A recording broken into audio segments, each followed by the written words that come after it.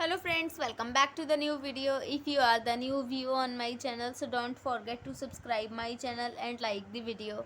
So today's video title is how to fix talkback problem in Realme phone. So let us start our video. Firstly, here you will see Instagram.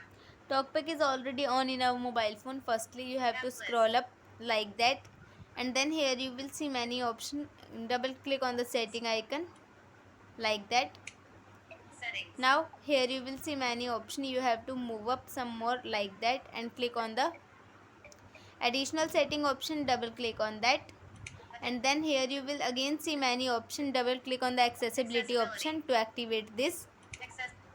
Now here you will see many options. You have to click on the talkback option.